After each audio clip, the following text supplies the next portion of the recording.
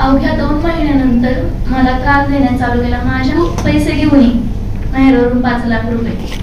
नोटबंदीमध्ये त्यांनी 7 लाख रुपये त्यांना कॅश दिले गाडीसाठी। लग्नामध्ये कन्यादान एक चांदीचं पाहिजे म्हणले होते। त्यावेळेस 15 तोळे देऊन सोनं, गाडी स्कोडा किंवा द्यायची। चिचवडमध्ये नातेवाईक होते, त्यातही माझ्या घरी कधीच यायचं नाही। मी घरी काहीच सांगू शकत नाही, माझ्याकडे फोनच नाहीये। मी काय सांगू घरी, मी कुठे उपाशी ठेवून शिवजांनी मारहाण केली।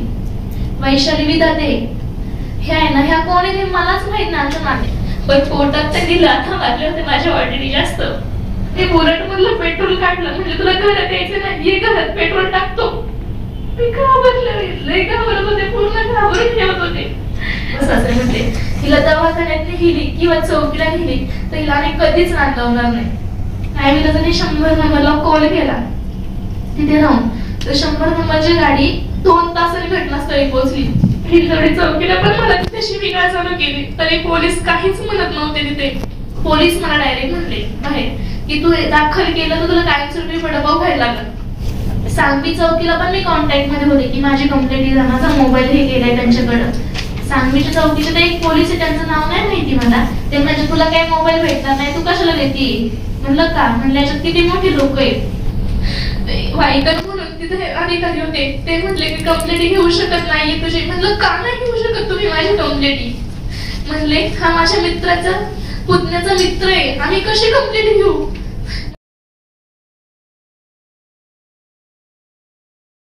आणि ह्यात भरत काटे, शत्रुंजय काटे ना शहराध्यक्ष, त्यांचा भावाचा मुलगा आहे त्याच्यात। तो पहिल्या दिवसापासून माझ्या सगळ्यात घर बघत होता काटे। हा पण पहिल्यापासून मला त्रास द्यायला तिथं पण असायचा तो प्रत्येक वेळेस। त्या दिवशीही मला शिवेगाव करण्यात तिथं होता गोविंद गार्डन मध्ये।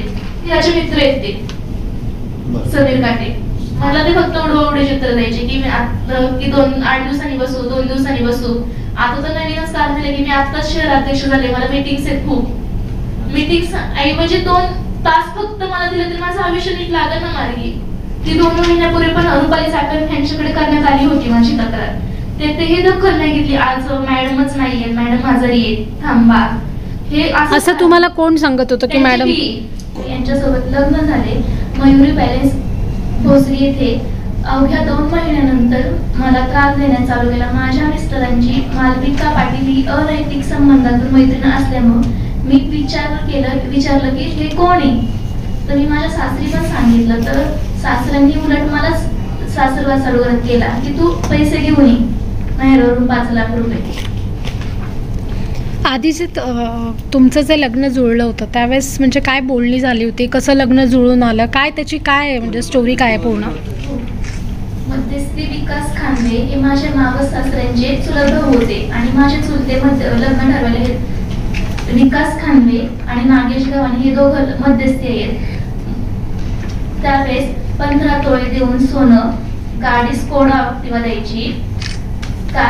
लग्नामध्ये कन्यादान एक चांदीचं पाहिजे म्हणले होते। चांदीचं कन्यादान केल्यानंतर तरी ते म्हणले आम्हाला लग्न मयुरी पॅलेसलाच पाहिजे नाही भोसरी येथे। ठीक आहे, चुलत्यांनी दिले करून। माझे वडील म्हणले होते की आता लग्न नाही करू शकत, माझ्या मुलीचे वय कमी आहेत, माझी जन्मतारीख पूर्ण सांगण्यात आली त्यांना, तरी ते म्हणले आम्हाला चालतंय। आम्ही लग्नाला नकार दिला होता तरी नाही, वारंवार घरी येऊन की आम्हाला मुलगी करूनच न्यायची, आम्हाला हीच मुलगी पसंत आहे। तर माझ्या चुलत्यांनी हा म्हणले। मम्मीला आणि पप्पांना विचारलं, पप्पा त्यावेळेस बोलले की मी त्याच्याकडे पैसे नाही येत आता, माझ्या मुलीचं वय पण कमी, मी नंतर लग्न लावून देऊ। नाही चुलते म्हणले शेती विकून आपण लग्न करू, मुलगा व्यवस्थित आहे, चांगलं स्थळ आहे।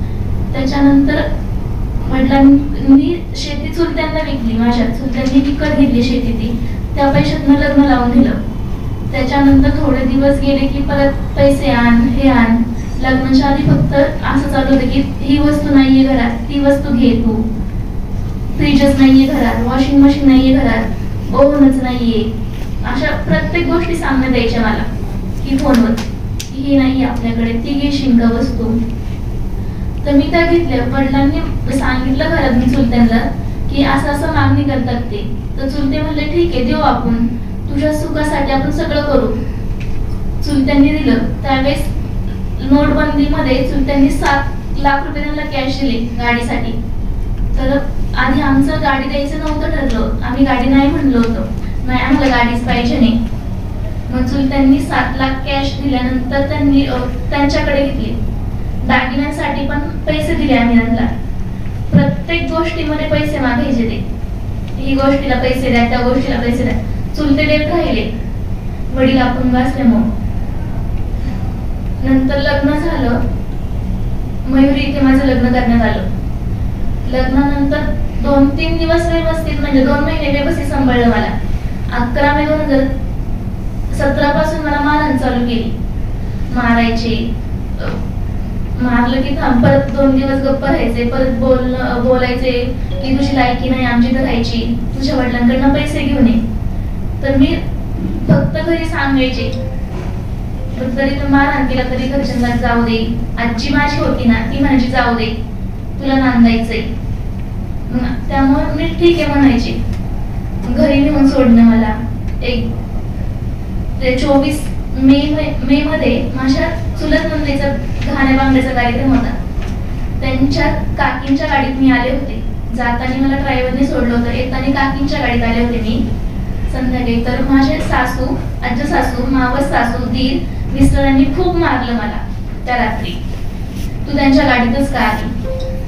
आल्यानंतर मारलं. मी जिन्यातनं खाली पळत आले. जिन्यातनं आले तर मी वाचवण्यासाठी एकानेही थांबत नव्हते मारताना. मी रडायला लागले, हे करायला लागले. मी घरी जायचं नाही लागले, घरी जाऊ शकत नव्हते कारण माझ्याकडे फोनच नव्हता आई वडिलांना कळवण्यासाठी.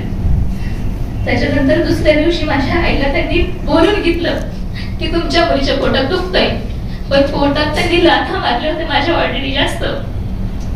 त्याच्यावर माझी मम्मी म्हणली काय झालं तुला?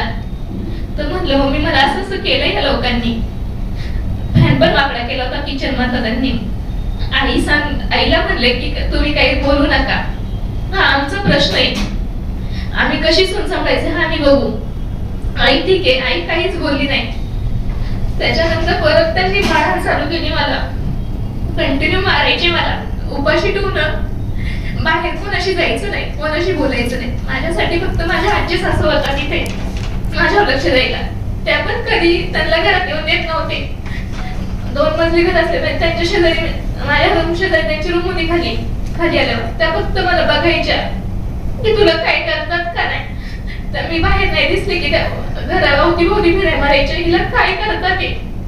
कारण एवढे मारहाण करायच्या. आजींना वाईट वाटायचं त्यावेळेस. जाऊ द्या ऐश्वर्या म्हणायच्या, सहन कर थोडे दिवस. मी आजी किती सहन करू. आजी म्हणजे नाही का ऐश्वर्या गप्प राहा जरा, तुला काही होणार नाही हे म्हणत पण आजी जाऊ दे हे करायचे. नंतर मला काही घ्यायचं म्हटलं तरी माझी मावस असं मला टोकायची, तू ही साडी घालायची, तू हे असंच घ्यायचं. मी ते पण मान्य करायचे. जेवणाबद्दल पण मला जेवण देत नव्हत्या. रुपाली कांदळे मला जेवण सुद्धा देत नव्हत्या. वास्तवात आमच्या इथे असायच्या त्या कंटिन्यू असल्यामुळे ना त्या कंटिन्यू तिथे असायच्या.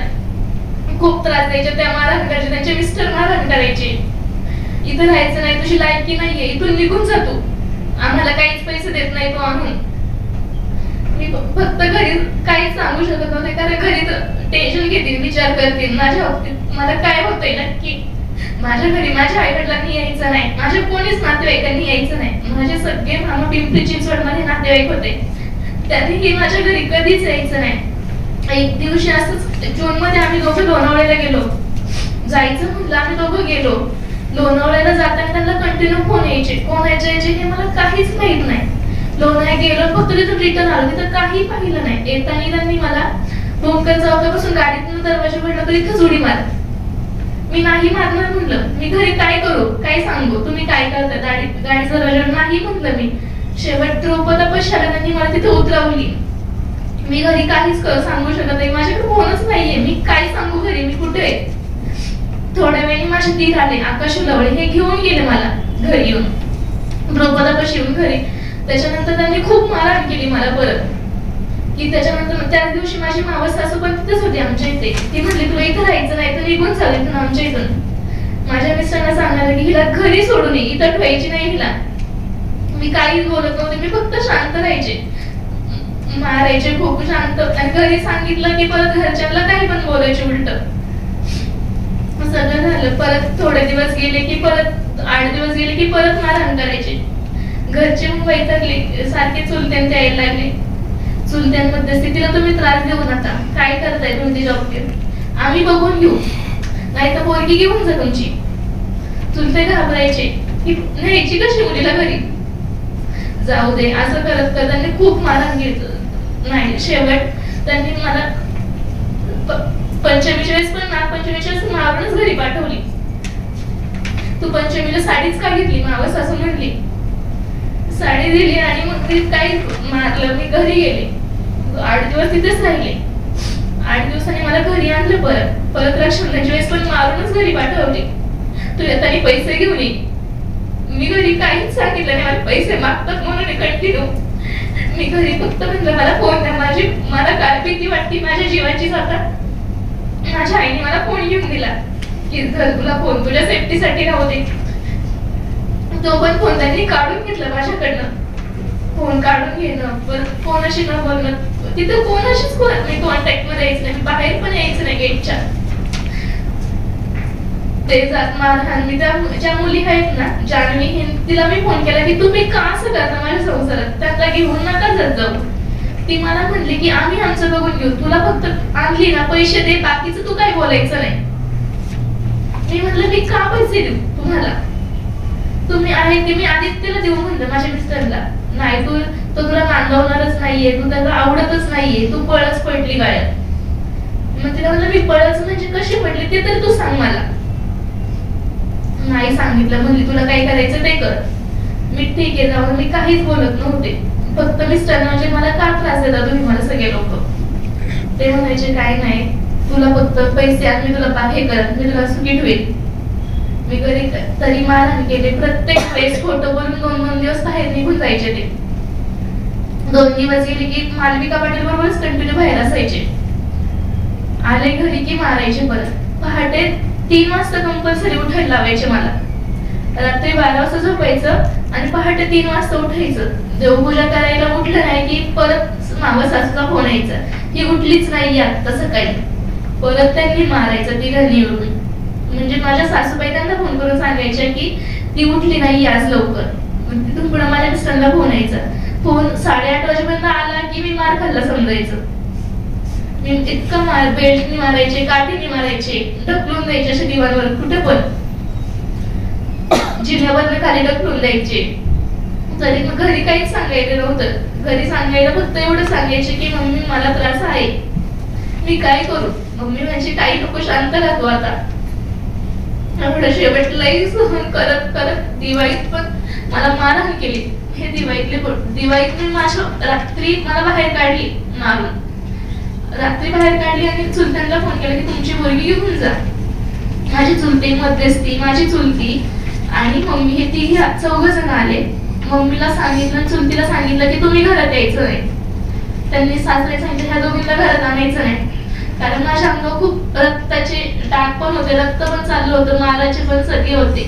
मग तसेच मम्मी त्यांनी काय चुलत्यांनी घेतलं. चुलत्यांनी बघितलं रागत. चुलत्यांना लईच्या फोन फोडा. चुलत्यांना मी नाही घेणार फोन तिचा, त्यात सगळं रेकॉर्ड केलं तुम्ही मला मारत. आणि तरी चुलत्यांनी बघितलं. चुलत्यांना घेऊन जा घरी. चुलत्यांनी आहे अशी घरात बाहेर काढली मला. सर म्हणले नीट राहू थोडं. त्याच्यानंतर आम्ही एरोडे ह्या ठिकाणी गेलो ना, तर मावस सासरे म्हटले हिला दवाखान्यात नेली किंवा चौकीला नेली तर हिला आम्ही कधीच नांदवणार नाही. मग घरच्यांनी दवाखान्यात पण नाही नेली, कुठेच नेले नाही. आणि 15 दिवस पूर्ण घरच्या घरीच हे करायचे की जाईल जखमा, बाहेर पण निघून द्यायचे नाही. त्याच्यानंतर सगळ्या गोष्टी जेवायला घेतलं की जेवून द्यायचं नाही. मी भातच खाते, हिने वरण भातच खाल्ला नाही पाहिजे, हिने हेच खाल्लं नाही पाहिजे. म्हणजे मी साडी कोणती घालणं हे पण मावस सासू ठरवणार होती. मी कुठे माहेरी जायचं मला ते त्यांनीच ठरवायचं, मावस सासू सासऱ्यांनी. मी कोणाशी बोलायचं हे पण ते दोघंच ठरवायचे. 2 महिने गेले. त्याच्यानंतर आणून सोडली परत. माझ्या चुलत्यांनी स्टॅम्प पेपरवर लिहून द्या की तुमच्या मुलीला काय आमची जबाबदारी नाही. तरी त्यामुळे चुलते ठीक आहे म्हणले आम्ही देतो, थांबा आम्हाला विचार करू द्या. त्यावेळेस माझ्या मामा नाही म्हणले, आता एक्सपायर झाले. ते म्हणले आम्ही लिहून देणार नाही, तुम्ही तिला जरा उशिरा उठवत जा, एवढा त्रास देऊ नका. तरी चुलतेला ती हा म्हणजे सासूबाई हा म्हणले. त्याच्यानंतर थोडे दिवस गेले की परत 15 दिवस गेले पापानंतर परत मारहाण चालू केली त्यांनी. घरी काहीच सांगायचंही नाही. त्याच्यानंतर मग माझ्या मिस्टरांनी मला परत आणलं. मी घरी सांगितलं की मला मारतात परत. आणि चुलत्याला हे पण सांगितलं की ते 2 दिवस झालेत बाहेर आहेत. तर चुलते म्हणले जाऊ दे, येतील ते, तू नको लक्ष देऊ, तुला तर त्रास नाही देत आज. म्हणलं आज तर नाहीये त्रास. सगळं झालं नंतर परत त्यांनी मारहाण चालू केली. 19 ते महाबळेश्वरला गेले न सांगता. जान्हवी सावंत, मालविका पाटील, प्रणव कुंभार, आदित्य रोळे हे चौघच गेले महाबळेश्वरला. खोटं बोलून गेले. आणि आल्यानंतर मी विचारलं तुम्ही कुठे गेले. त्या दोघी पण घरी आल्या आमच्या. मालविका हिने मला शिव्या दिल्या, तुला काय करायचंय, तू आमच्यामध्ये पडू नको, तू आमच्या दोघांच्या मध्ये आलेली. मी तिला एवढंच म्हणलं मी तुमच्या मध्ये नाही आले, तू माझ्या संसारात नको मध्ये करू. नाही. त्याच्यानंतर मला उपाशी ठेवण्यात आलं माझ्या सासूने. जेवणात जी डे नाईट काच असते ना त्यावेळेस भाजीमध्ये उंदराचं औषध टाकण्यात आलं. त्या डे नाईट काच मधून पाहिलं मी जेवलेच नाही. असेच उपाशी राहून बसायचे. पाणी सुद्धा प्यायला ठेवत नव्हते ते लोक. उपाशी ठेवलं. 4-5 दिवस अशीच उपाशी राहिली. ते नंतर माझ्या चुलत्याला त्यांनी परत 23 डिसेंबरला फोन केला की तुमच्या मुलीला घेऊन जा. माझे चुलते म्हणले आम्ही का घेऊन जाऊ, ती तिथे तर नांदू द्या ना. तर मी पण माझ्या चुलत्यांना नाही म्हणता येणार मी. तरी माझ्या चुलत्यांना बोलणंच येतं हट्टाने. मी माझ्या रूम मध्ये गेले. माझे मावस सासरे, सासू आणि दिरामध्ये काही बोलणं झालं हे मला काहीच माहित नाही. त्या रागात माझी सासू घर सोडून गेली. मग मी घरी गेले त्यांच्या माहेरी आणायला सुस या ठिकाणी दत्तात्रय चांदे त्यांच्या घरी. तिथे मी म्हणलं आई तुम्ही चला माझ्यासोबत. आई तर त्या म्हणल्या मी नाही येणार, तू जेव्हा घरात येतो म्हणलं मी येणार नाहीये, तू निघून जा आमच्या इथून, नाही तर पैसे आणून दे. म्हणलं मी निघून पण जाणार नाही, मी पैसे पण आणून देणार नाही. तर माझे मिस्टर मला म्हणते आई काही येणार नाहीये, तू चल आपली घरी. आम्ही रात्री 12:30 वाजता घरी आलो दोघं पण.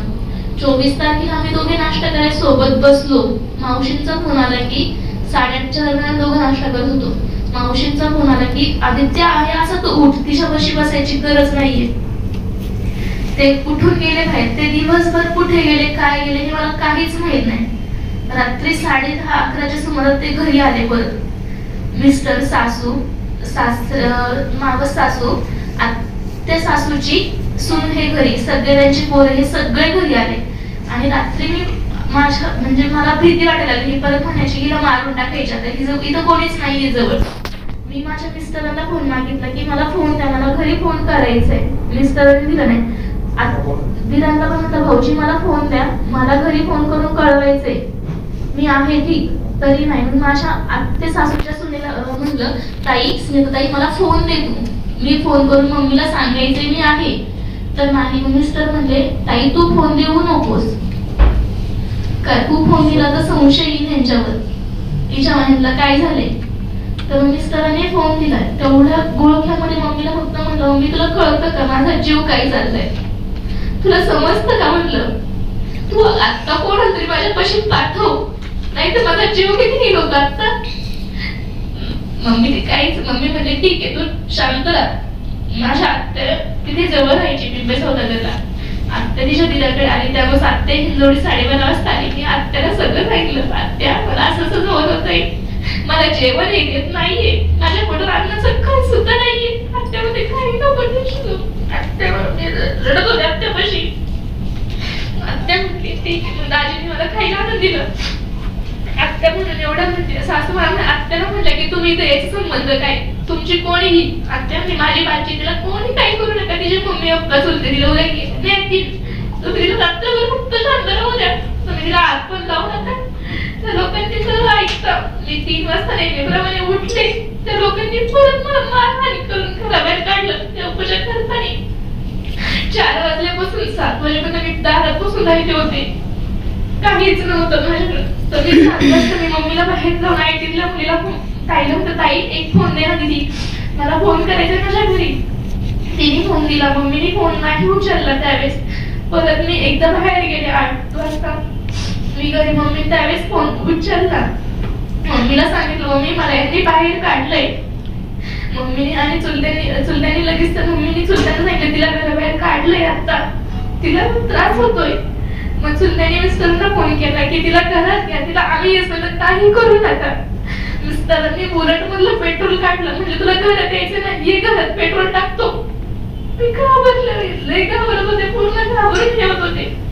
नाही म्हणलं नाही, तसं नाही. हिंजवडी चौकीला जायला लागलं. हिंजवडी चौकीला गेले तरी त्यांनी मला रोडनी जास्त म्हणलं तू जायचं नाही पुढे. मी पुढे जातच गेले. हिंजवडी चौकीला पण मला तिथे शिवीगाळ चालू केली, तरी पोलीस काहीच म्हणत नव्हते. तिथे वाईकर म्हणून तिथे अधिकारी होते, ते म्हणले की कंप्लेंट घेऊ शकत नाहीये तुझी. म्हणलं का नाही घेऊ शकत तुम्ही माझी कंप्लेंट?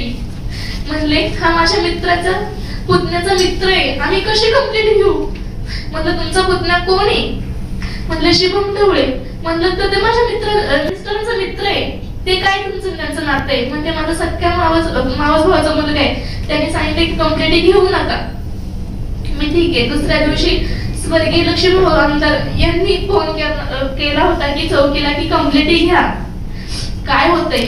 मारहाण केली त्यावेळेस तुमच्या इथे हे होता का, खुणा होता का? तरी पण पोलिसांनी तुमची कंप्लेंट घेतली नाही घेतली. थोड्या वेळ तर नाही, एनसी दाखल करून घेतले. तिथे फरतरे म्हटले की तुला काय वडापावच खायला लागेल.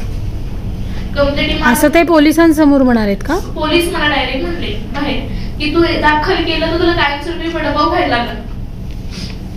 मी तरी नाही म्हणलं, मला एनसी द्यायचीच आहे, मग दाखल करायचंय. घेतलं शेवट त्यांनी. पण दुसऱ्या दिवशी परत स्वर्गीय लक्ष्मीभाऊ यांनी सांगितलं की ह्यांचं दोघांची भांडणं आहेत, मिटून बघा ह्यांच्या दोघांना बसवा समोर काय होतंय. त्यावेळेस मला मॅडम तिथं म्हणून एक अधिकारी होत्या, त्या म्हटल्या की ऐश्वर्या ह्या पुरावे ठेवायचे नाही मोबाईल मध्ये, सगळे फोटो डिलीट मार तुझ्या मारहाणीचे. मी म्हणलं मी का मारू? म्हटलं डिलीट झाल्याशिवाय तुला न्याय भेटणार नाहीये. मी ऐकून पण डिलीट मारले त्यांचे. ठीक आहे म्हटलं मार. तरी त्यांनी मला हेच त्रास देणं चालू ठेवलं. त्याच्या घरी गेलो आम्ही सगळे.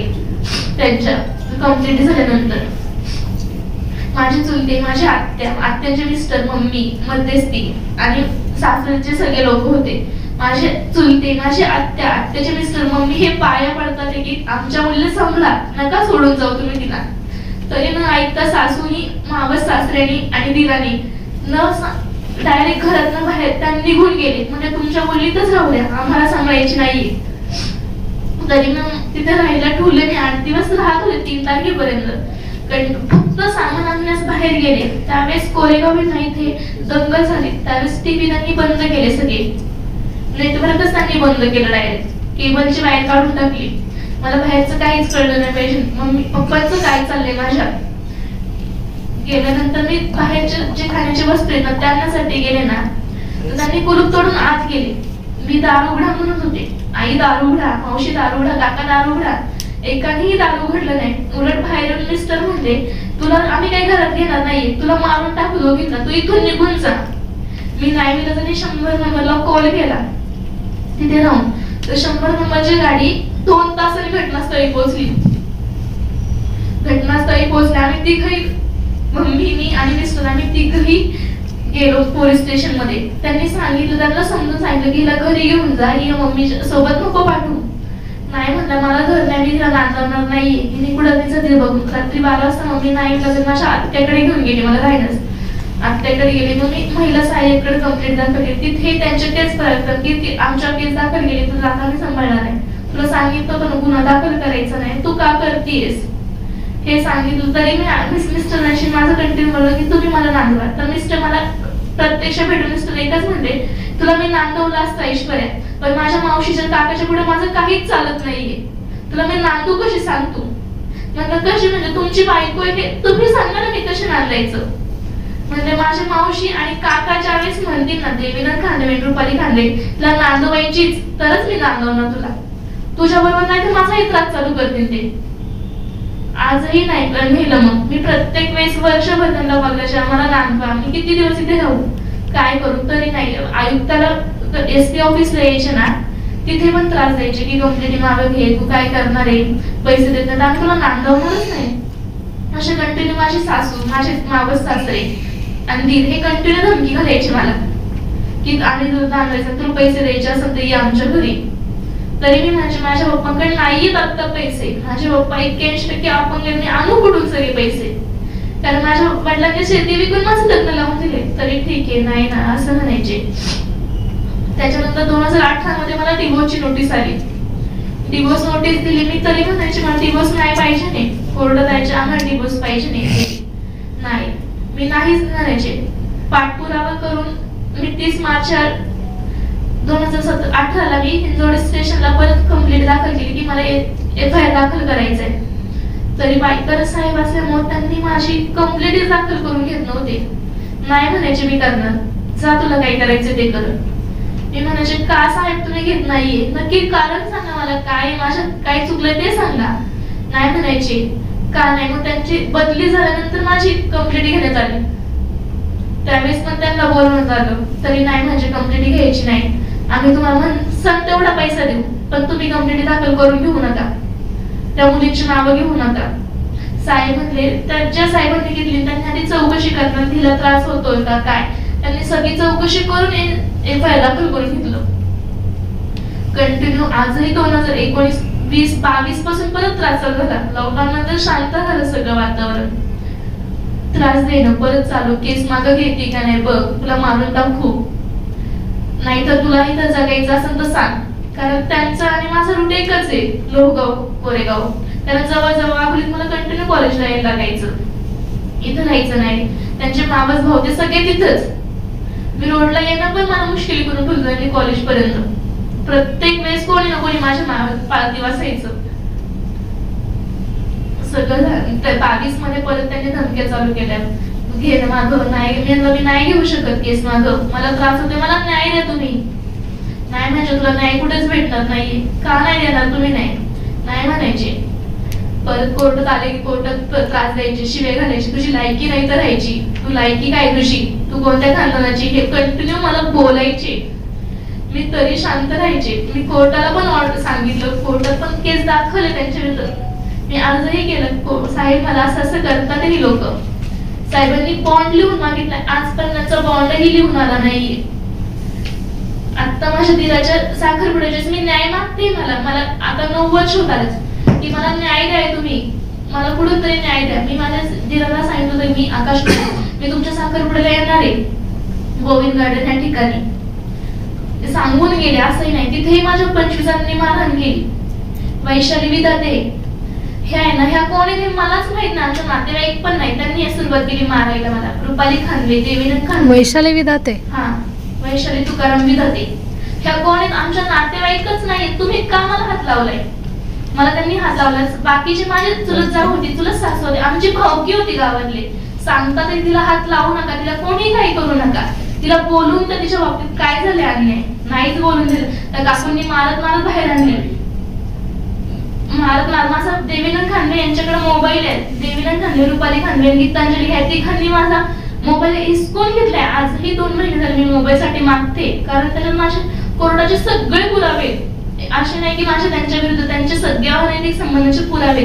मी कंटिन्यू फोन मागते, तरी फोन देत नाहीयेत ते मला. चौकीला म्हणतात जा तुला काय करायचं ते कर. आताही जस्ट थोड्या वेळ धमकी आलेली. आता सध्या तुम्ही कुठे राहिलाय? आता कोरेगाव मी माहेरी. ती धमकी थोडीशी हे करा ना. आता किती वेळापूर्वी आली आहे?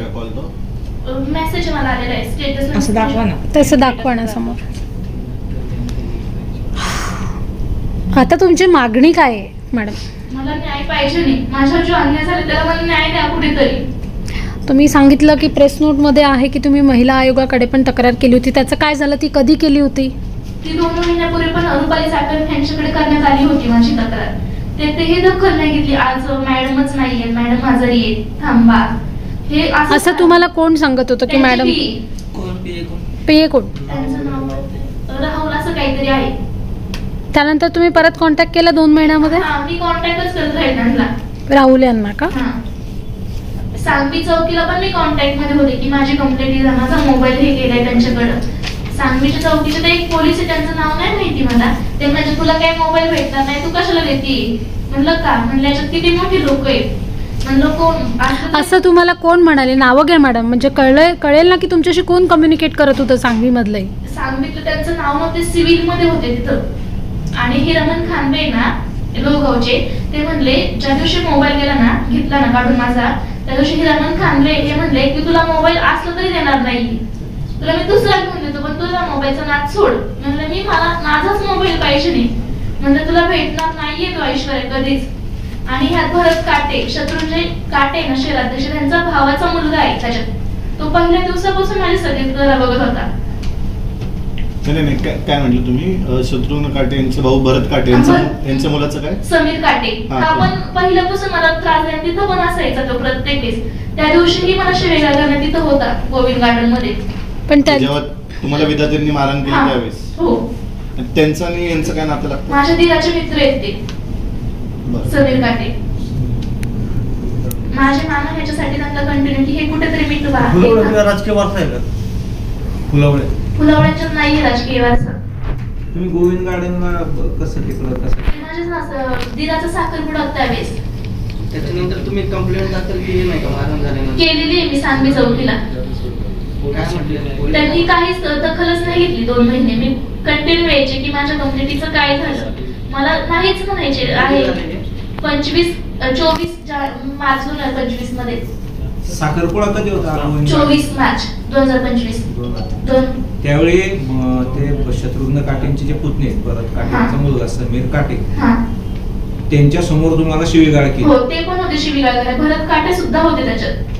म्हणजे ते शिवीगाळ करत होते का हा, तुम्हाला? हो, भरत शिवीगाळ काटे करायचे. शिवीगाळ करत होते. हो. अजून कोण कोण शिवीगाळ? वैशाली दाते ना, ती म्हणायची तुझी लायकी नाही, तू जगून काही प्रकार नाही, तू मर एकदाची. मी तुमचं त्यांना एवढंच म्हणत, तुमचा माझा संबंध काय? मला माझ्या मिस्टरने बोलू द्या किंवा माझ्या सासूने बोलू द्या किंवा माझ्या दिराने. काटेंपैकी कोण कोण होते? भरत काटे आणि समीर काटे. ते काय म्हणले तुम्हाला? ते म्हणले की तू इथं कशाला आली, आमचा कार्यक्रम आहे. म्हणलं तुमचा कार्यक्रम काय? म्हणलं माझ्या दिराचा कार्यक्रम आहे, हा आमचा कार्यक्रम घरातला आहे. ते म्हणले माझा मित्र आहे, शिव्या द्यायला लागले, तू ह्याच्यात तमाशा घालायचा नाही, आमच्यामध्ये तमाशा घालायचो आली का? म्हणलं माझ्यावर जो अन्याय झालाय तो मी न्याय मागते. आज 8 वर्ष मी तुम्हाला न्याय मागितलेला आहे, तुम्ही दिला काही तरी मला न्याय. मला काय माझे हाल केले तुम्ही लोकांनी. आज तुम्ही स्टेट बँकेचं लपवताय, आज तुमच्या प्रत्येक प्रॉपर्टी लपवण्यात आलेली आहे. स्टेट बँकेला आम्ही स्टेटमेंट मागितलं त्यावेळेसही कंप्लेंट झाल्या, तरी स्टेट बँकेने काही कंप्लेंट नोट हे दिलं नाही, स्टेटमेंट देण्यात आले नाही आम्हाला. त्यांना सांगायचे की माझ्या भरत काटे होते का तिथं? हो, ते आणि शत्रुघ्न काटे ते नव्हते तिथं, ते नंतर आले फार उशिरा.